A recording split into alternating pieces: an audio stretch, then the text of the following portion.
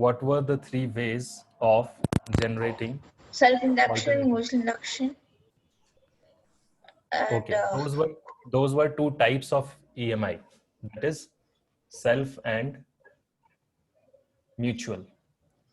These were types. Okay, I'm talking about the methods by which this induction can be uh, seen or can be developed. So do we have, I mean, like yes, like first was by changing the area.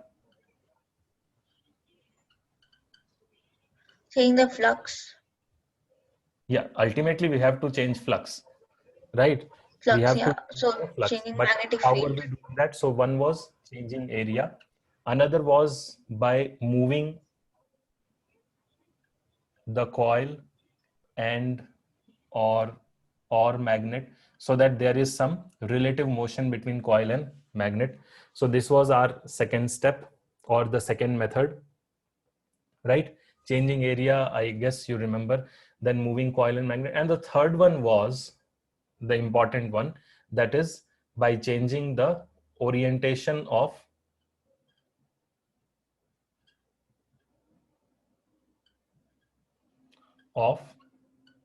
coil, right? Why? Because we have this phi is equals to NBA cos theta, right? This was the expression for phi, right? Flux is NBA cos theta. Actually, flux is B dot A, or B, that is magnetic flux, magnetic field into area. But N represents the number of turns, and cos theta, because this is B dot A. So that's why cos theta, right? So that was phi. Now, these three methods are actually representing one of them. So moving coil and magnet, by doing that, what you do, you are actually changing flux, right? Changing area, that is the first one. And the last one is by changing the theta. So you change the theta, cos theta will change. And if cos theta changes, obviously the flux will also change. And ultimately that is what we want for induced EMF. We want this flux to change, so that rate of change of flux is nothing but the induced EMF, right? So this is something which we have already seen. And the last one, that is by changing orientation, that is by changing by changing theta, we have seen that how it works or what actually happens there. So you have a coil like this,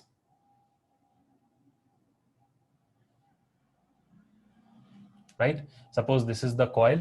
Actually, you will have to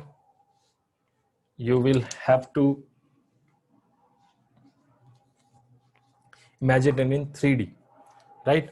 So this is a rectangular coil. Okay, this is your rectangular coil, and right now it is in this orientation. So its area vector is actually what? Area vector is perpendicular to the plane. So if I rotate it like this, you can see that this is the area vector.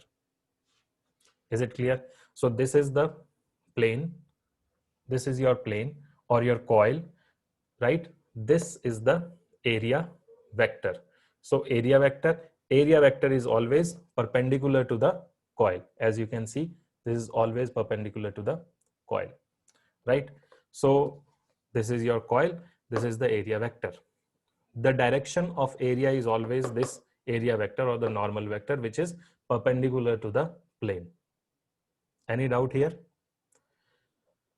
Now, this coil, which you see here, is actually this, right? Now, what happens next? Next is there is a magnetic field in this region, right? That magnetic field is suppose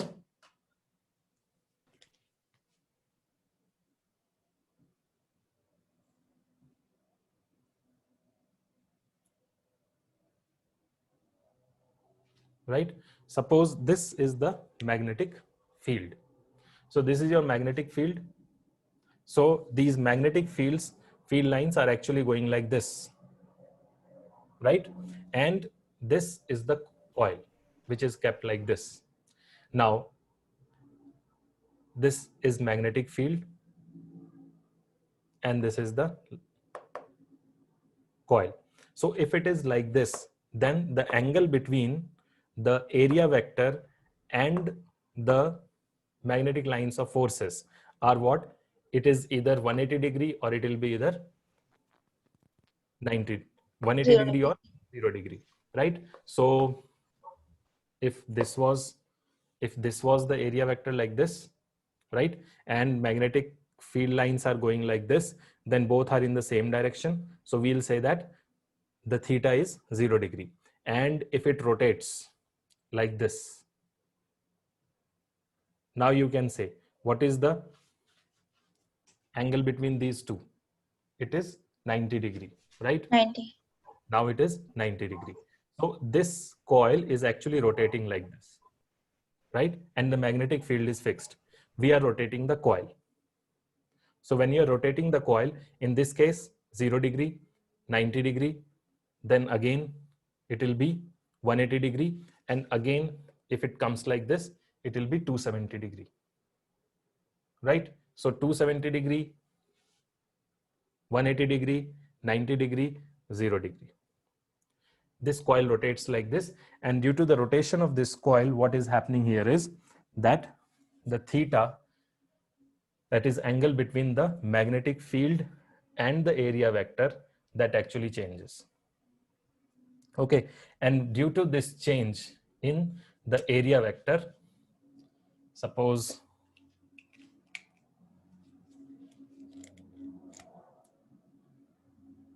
this perpendicular to the, this is perpendicular to the plane or the surface of the coil. So this is your area vector, right? This is the area vector in the direction of normal. Okay, now between this magnetic field and this is magnetic field. So between magnetic field and this is the angle theta. And when this coil rotates, the angle with the magnetic field will change. It will change from 0 to 90 to 180 to 270 degree and so on, right? So that we have already seen. Now we have to derive the expression for this EMF, which will be the induced EMF. This won't be called an induced EMF. This is just an EMF. Why it won't be called an induced EMF? Because it, in induced current, right, in induction, a current is already present in the primary coil that produces current in the same coil or in the secondary coil. So current produces current. Then we will say that it is mutual induction or self-induction. Here in this case, it is not self-induction or mutual induction. This is the scenario.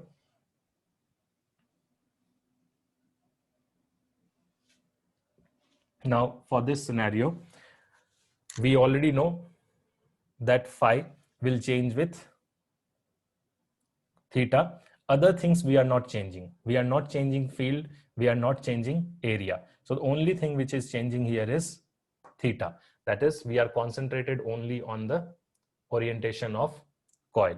So in this case now, what will be the EMF, which will be, you can say, which will be produced. So suppose this theta is the change, is the rotation, right? It is the displacement, angular displacement. So this will be nothing but omega into t, where omega is the angular velocity of the rotation. So the coil is rotating. So this rotation has some angular velocity, that is omega. This is your coil, right? And it is rotating in a magnetic field. Okay, so this is what we have already seen. Now what do we have to do? We have to find out the phi. Phi is already there. That is, now I can say phi is equals to NBA cos, after that what?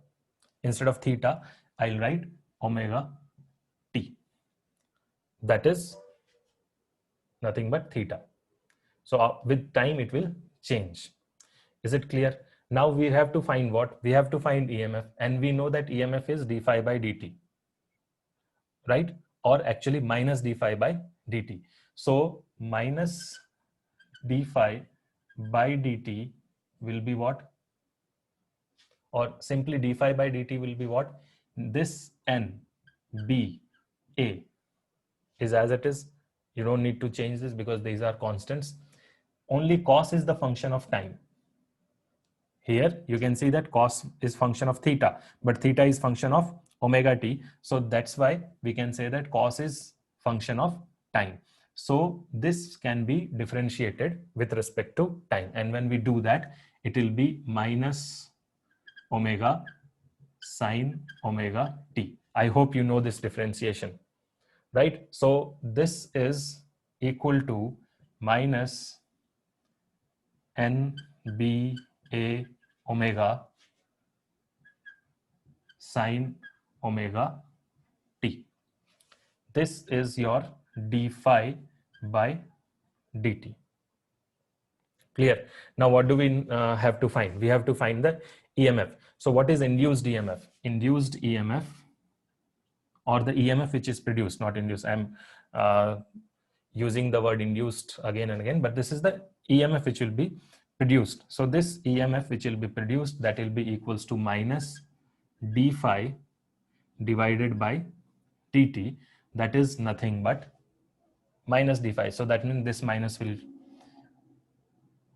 now go. So it will be nba omega sine omega t. Is it clear? So this is your EMF which is produced due to this method. That is by method of changing the orientation of the coil. And this is the simplest method. You don't have to move something like you were doing in this first case. You do, even in case of changing area, you had to move the sliding. There was a rectangular wire like this, right? And there was a moving plate or moving wire like this. So it was supposed to move. So this was moving part. Moving means there was a motion, linear motion involved there. Same way here also there is a linear motion involved. But in this case, that is orientation of coil, it is only rotation which is involved. So you just have to rotate the coil. So coil is here, that coil has to be rotated like this. Okay, so what happens then? Then you can see that this, my palm is actually the coil and this is the shaft. So it is fixed with a turbine. A turbine will be placed here and that turbine is made to rotate. Clear? So it's basically generator, right? Yeah, that is what AC generator, and this is how AC generator works. There are other parts in the AC generator, those we have not seen, but this is the theory behind, or this is the main, you can say, concept behind the generation of current or AC current. Why this is called AC current, we'll see this. So this is your EMF. This is the EMF which is being generated. And this EMF, as you can see, it is function of time. That means it changes with time. And that relation also is a periodic relation, sine omega t. So sine is a periodic function. So that means it changes periodically with respect to or with time, right? So such a current is called alternating current. So this was our expression for EMF generated through this method, and this is nothing but your alternating current. This is the equation for alternating EMF. Okay, now let's study this in detail.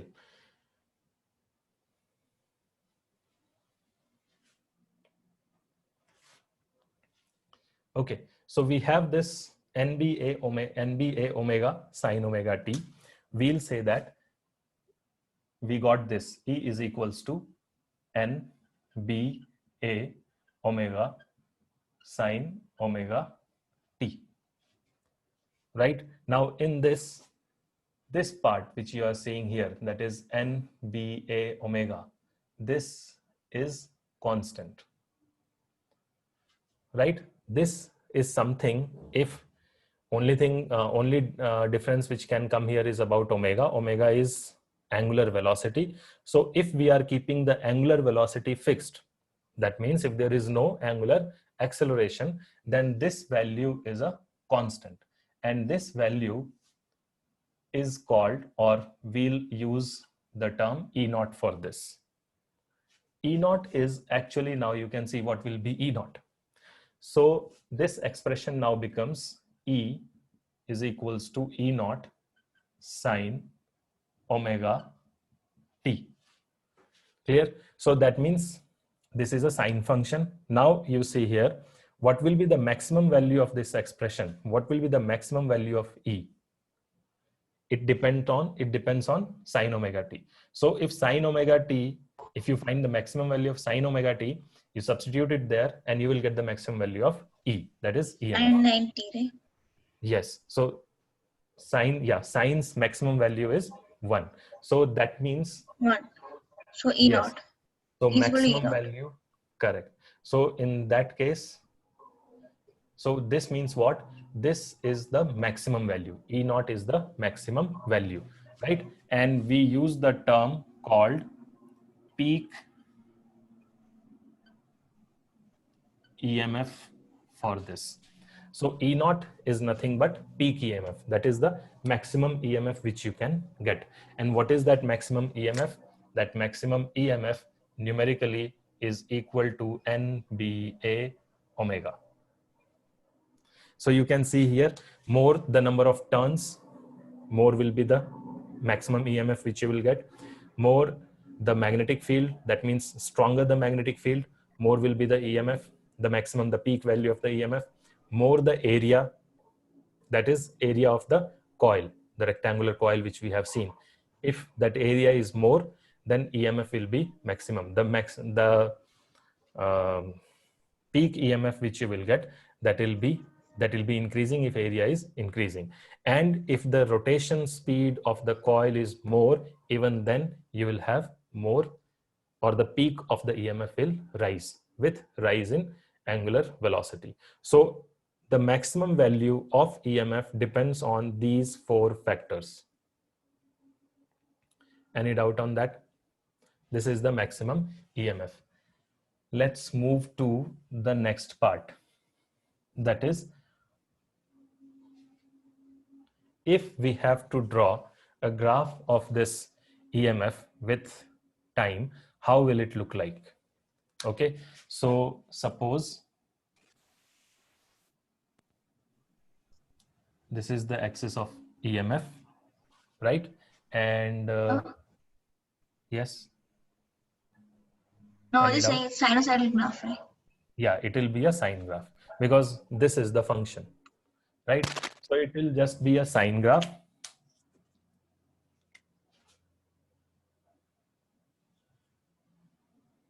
It will look like this.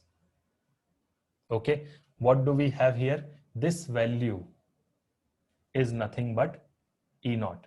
This is the EMF axis, and this is the axis of time, right? I can simply say this is dependent on time, or just say theta.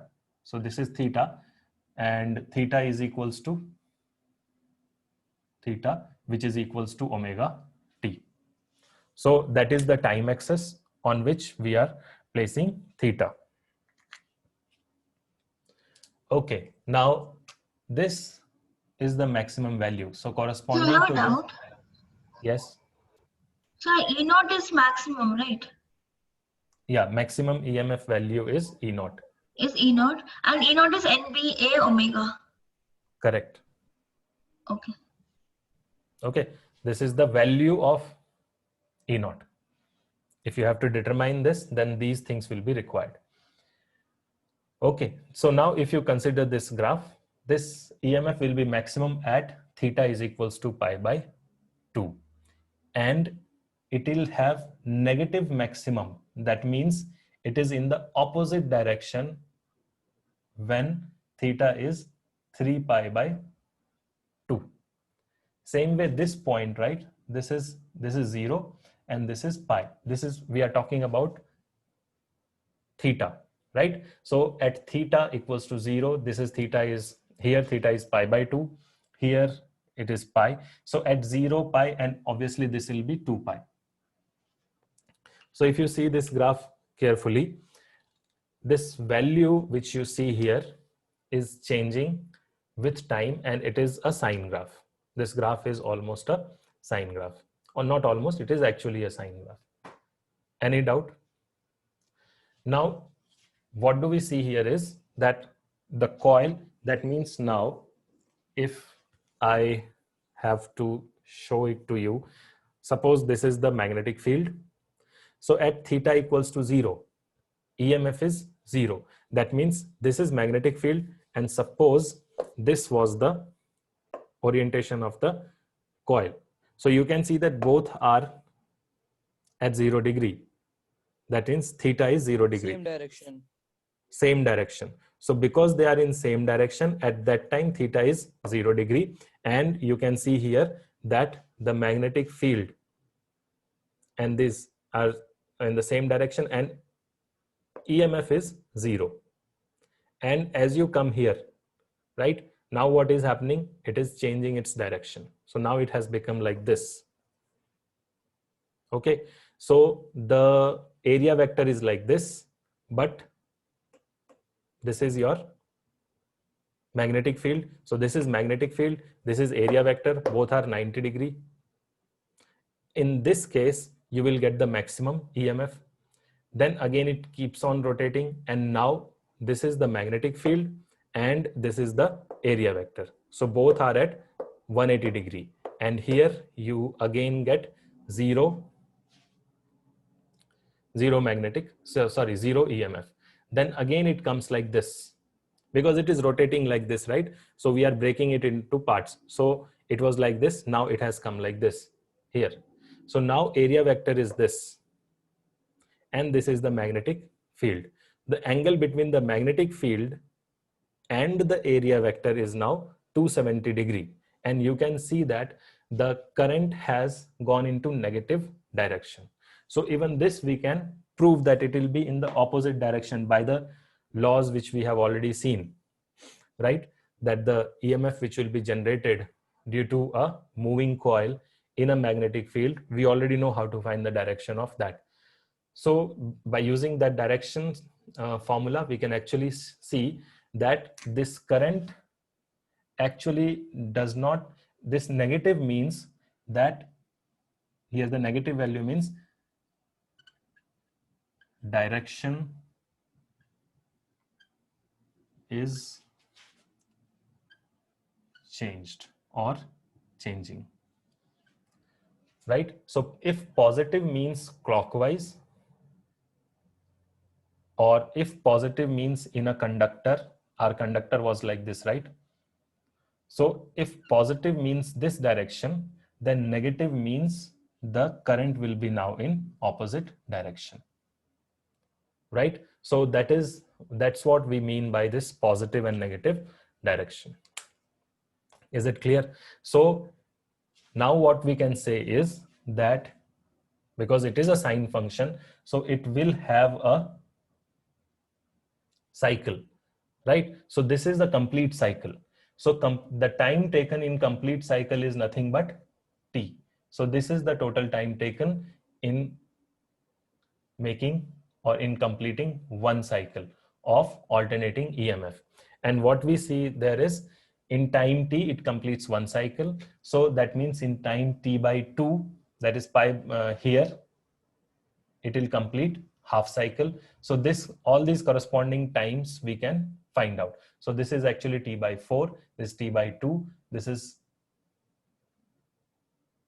t, this is 3t by 4, and this is, as you know, t, right? So this is what alternating EMF looks like, right? So the EMF changes continuously in magnitude and periodically in direction, as you have already seen. So its magnitude will keep on changing. The maximum value it can get is NBA omega, that is EMF, right? And such type of EMF is called alternating EMF. It is not just variable current, it is alternating as well. So in starting of electric current chapter, we have studied that there are different types of current: steady current or direct current, and non-steady current or variable current. Variable current is the current whose magnitude will keep on changing. But this is not just variable current, it is alternating current, because it is alternating, positive then negative, positive maximum then negative maximum, right? So such type of current is called, or such type of EMF will be called alternating EMF. I hope this is clear, that how this is generated and how it looks like, how the graph of this alternating EMF looks like. I hope this is clear to you. Let's move to the next topic. So this was our alternating EMF. Now, one more thing, the graph which we have seen here was a sine graph.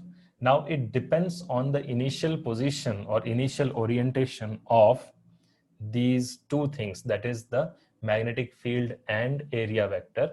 The graph can be, or the function can be, E is equals to E naught sine omega t, which we have already got, or it can be even E is equals to E naught cos omega t, right? If it is cos omega t, that is, if the function is cos omega t, the graph will be like this. Only that will be the difference. It will be a cos graph, right? And this position will be still E naught, nothing else. So only this will be the difference. And it depends on what? It depends on the initial position of the coil.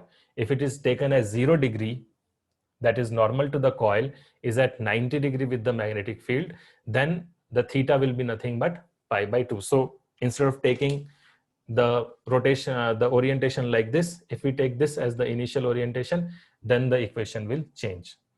So in both the cases, that is, both the functions are actually same function. There is only a difference of pi by 2 in this. I hope you know that cos or sine theta plus pi by 2 is nothing but cos theta. So that means sine pi by 2 plus omega t is equals to cos omega t. So that these two equations are just like your wave equations in 11th class, which only says that the difference between these two equations is only about its phase. One is, if this is 0, it is pi by 2 ahead of this. If this is pi by 2, it is again pi by 2 ahead of that. Only that is the difference. Okay, so that is about this alternating EMF. It can have, both of the equations are valid. It's not like there can be only one equation, both are valid. Only thing is, if you choose one of them as your EMF, the current will also change, right? So the alternating EMF and the alternating current can be expressed as sine as well as cos function. It can be sine function as well as cos function. Now, this method of inducing EMF is the basic principle of generator, which we have already seen. Okay, now that was about how we generate AC, how we generate alternating current. Now let's move to main topics of this chapter, that is alternating EMF. So this was something which you have already studied in the previous chapter, that is EMI.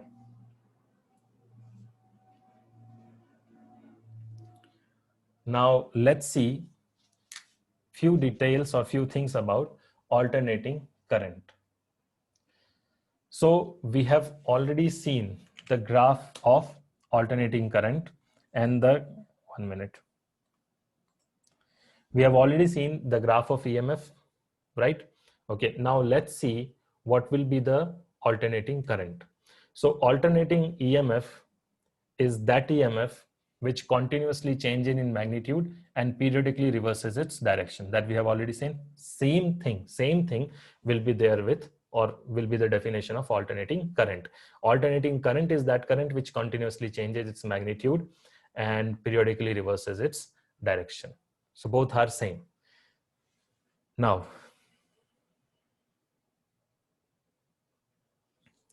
few things here which we should know. That is both the cases, that you may take the alternating current and EMF as cos function to start with or sine function to start with. So they both can be represented as sine function, and they both of them can also be represented as cos function, right? So we have already seen this. Few things which we should know here is these things, that is E naught is peak EMF. Then same way there will be I naught, which will be peak current, right? So, and time t represents time, omega represents angular velocity of the coil. Now this is what is important for us. Omega represents the angular velocity. Angular velocity of what? Angular velocity of the coil.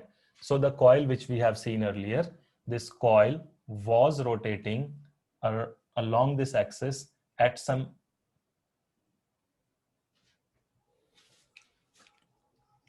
velocity, that was angular, you can say angular frequency as well as angular velocity, right?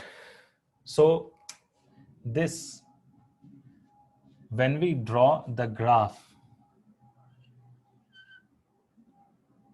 right? So this is the position t or 2 pi.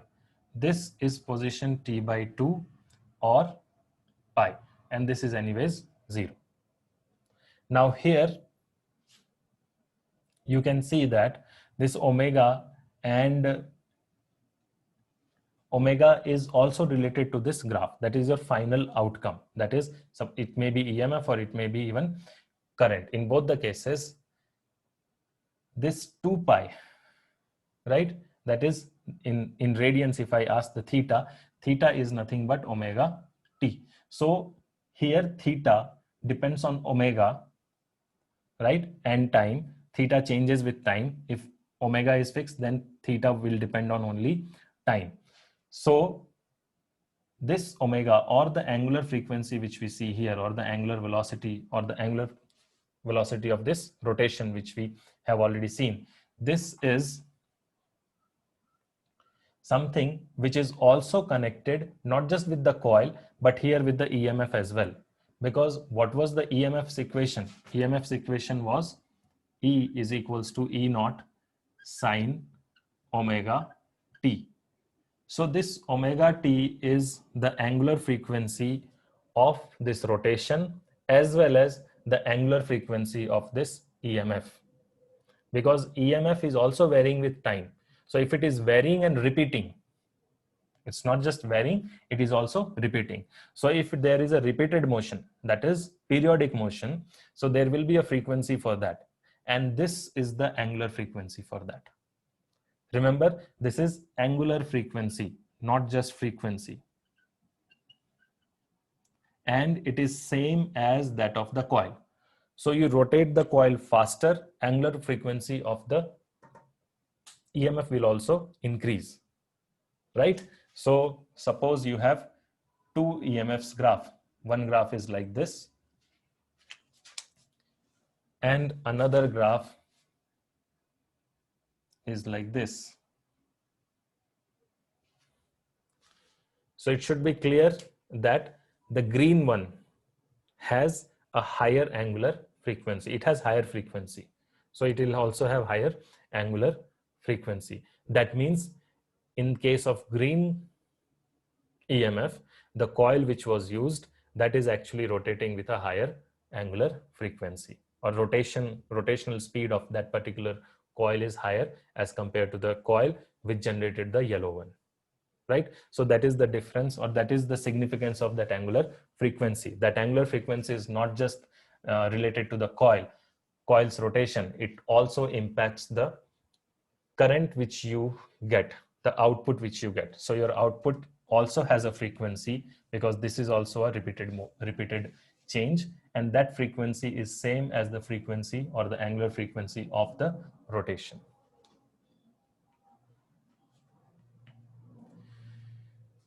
Right. So The that part we is, taught before, before this you taught the generator part, right? Is it there in our portions or just a uh, relation? this equation will be there. I'll have to check whether the apparatus is there or not. I don't think the device is there anymore, but this expression is there and it is required here. So that's why I taught you this, because of that. The NBA omega 1, right? Correct. The final expression, because you will be using that here Okay. and there will be numericals on that as well. Okay. Okay. And anyways, in your competitive exams, you will find the use of that in competitive exams as well. It's not an NCRT, so I was having a doubt. Yeah, device won't be there. Device won't be there in competitive exam as well. But the thing is, these principle will be there. Device and generator, right? You see. Correct. Okay. Yes, sir. Even in competitive exams, the Okay, sir. questions which you will get, that will be based on the these concepts, not the device. Formula. Yes. Okay. Okay. So once I've Now, seen like how the coil is placed, if it's 0 degrees or and how the magnetic field will come. that is basics. It may come, it may not come, but it is good to know, Okay. right? So Yes, sir. exact information whether it is there or not, I'll have to first just go through that, because the new change which they have done, I don't remember exactly whether it is there or not, so I'll just let you know after checking the syllabus. Yes, sir. Okay, so let's move to the next topic.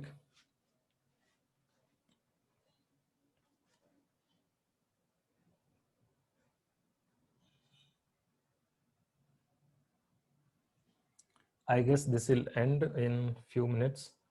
So let's restart the session. Okay.